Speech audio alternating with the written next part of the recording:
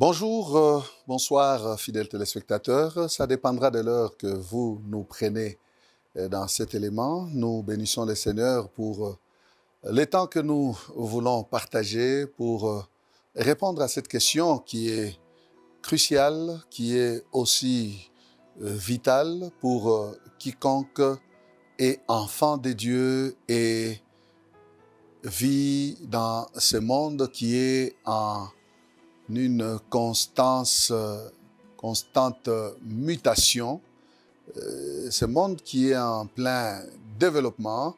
Et nous avons cette question qui, comme je viens de le dire, qui est importante, celle de parler des défis de la foi face au modernisme.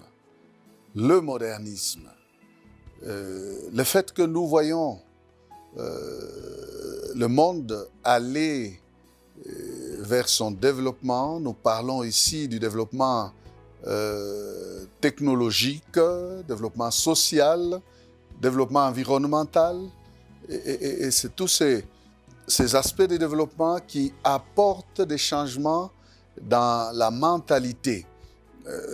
Quelqu'un qui doit vivre par la foi dans cet environnement moderne, est-ce que sa foi est touchée et atteinte par l'apport du modernisme, ou sa foi reste intacte parce qu'elle a une base solide, celle des Écritures, parce qu'il connaît son Dieu, et comme nous pouvons penser à Daniel qui disait que c'est du peuple qui auront connu leur Dieu agiront avec fermeté.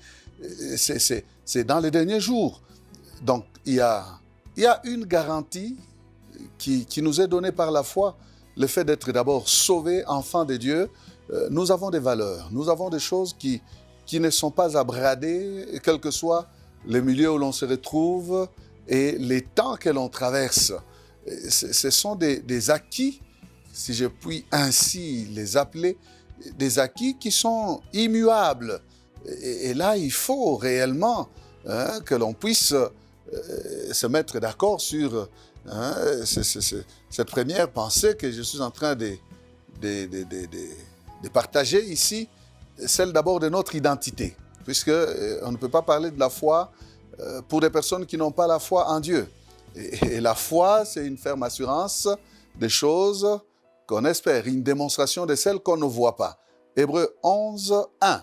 Et cette ferme assurance, c'est une base. C'est quelque chose qui n'est pas secouable parce que, on a bien mangé hier, on oublie Dieu parce qu'on se retrouve dans un environnement d'abondance. Non, la foi, c'est plus que les manger et les boire, c'est plus que les matériels. Nous ne prions pas parce que nous manquons. Nous ne sommes pas enfants de Dieu parce que nous sommes pauvres. Nous ne sommes pas enfants de Dieu parce que nous sommes à la recherche d'un certain bonheur terrestre. Non, non. Le cœur de l'homme a la forme de Dieu, et tant que l'homme n'a pas trouvé Dieu, il reste vide. Il peut combler son cœur par toutes sortes de choses, que ce soit l'intellectualisme, les pensées positives, le matériel, le plaisir, la recherche de satisfaire à ses convoitises charnelles. Et toutes ces choses-là ne peuvent pas combler le cœur de l'homme. C'est quand l'homme répond à l'appel de Dieu par la foi.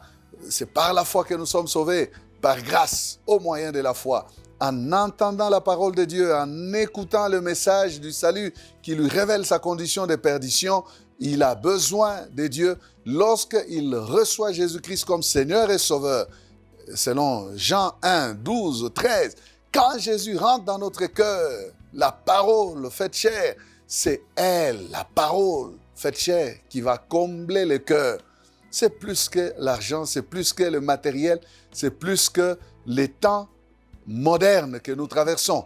L'apôtre déjà à son temps disait dans 1 Corinthiens 15, il dit si c'est pour être heureux, pour être béni dans ce monde, si c'est pour ce siècle présent que nous avons cru en Christ, nous sommes les plus malheureux de tous les hommes. Notre espérance, ce n'est pas, bien-aimé, à cause des besoins matériels, des besoins séculiers que nous avons. Non, nous avons la nature divine et lorsque nous trouvons Dieu, nous devenons pleinement satisfaits.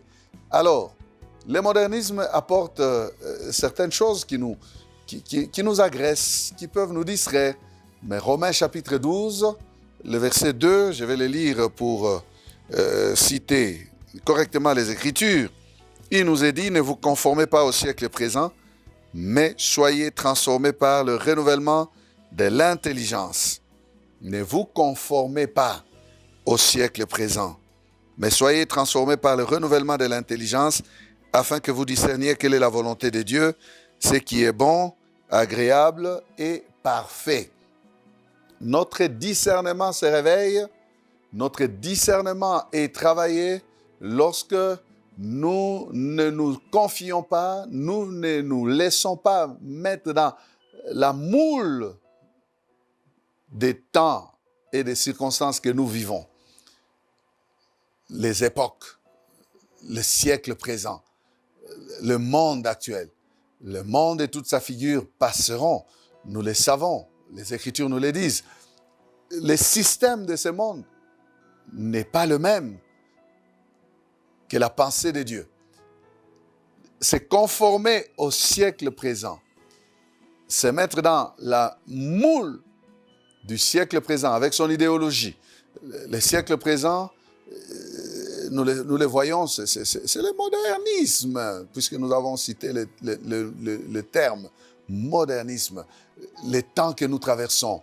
Vous savez, il y a des personnes qui ont commis l'erreur de croire en Dieu à cause de besoins matériels. Et il y a une pensée qui nous fait souvent rire. On nous dit que pour nous qui vivons en Afrique ici, nous avons pas mal de requêtes, nous prions même pour des choses que ceux qui vivent en Occident n'ont pas le temps de prier, ils n'ont pas le temps d'en faire des requêtes de prière.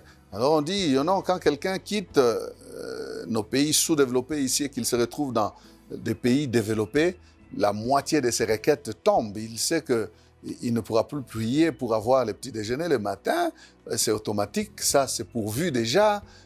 Alors il va se retrouver déphasé dans sa foi parce que pour lui, il avait une foi liée aux carences, liée au matériel qu'il n'a pas, liée au confort qui manque et tout ça, il demandait ces choses.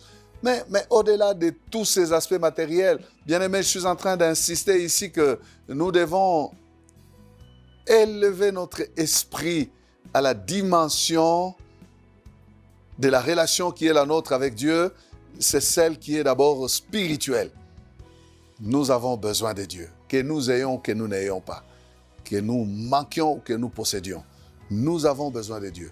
Dieu, nous ne sommes pas en relation avec lui parce qu'il nous donne du pain, quoiqu'il soit un Père responsable qui pourvoit à nos besoins quotidiens.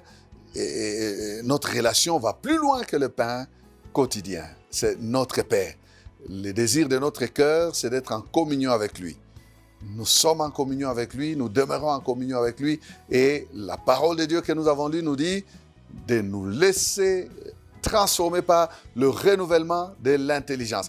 Et ceci nous mènera à comprendre la volonté de Dieu, la pensée de Dieu pour nous.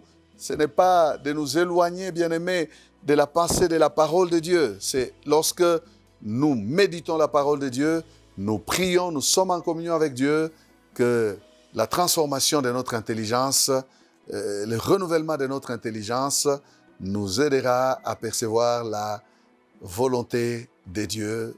Et l'apôtre dit ce qui est bon, agréable et parfait. Nous serons donc loin du modernisme en gardant la pensée de l'esprit. Or, nous, en tant qu'enfants de Dieu, nous avons l'esprit de Dieu et nous comprenons les choses spirituelles. La parole de Dieu reste d'actualité dans n'importe quel type de civilisation. Nous avons des frères qui vivent en Occident, ils aiment la parole de Dieu, ils ont la pensée de l'esprit, ils craignent Dieu, Ils ne se disent pas, nous sommes à l'ère de l'Internet. Nous sommes modernes, donc nous sommes des chrétiens modernes. Nous avons des fast church, fast prière, fast adoration. Tout c'est fast, parce que nous sommes dans un monde moderne où la rapidité exige à ce que tout s'efface rapidement. Non, nous avons besoin de conserver la pensée de l'esprit et cette pensée, nous la trouvons dans les Écritures. Restons à la source, attachés à la source et nous aurons à vivre ce qui est bon, agréable et parfait. Que le Seigneur vous bénisse.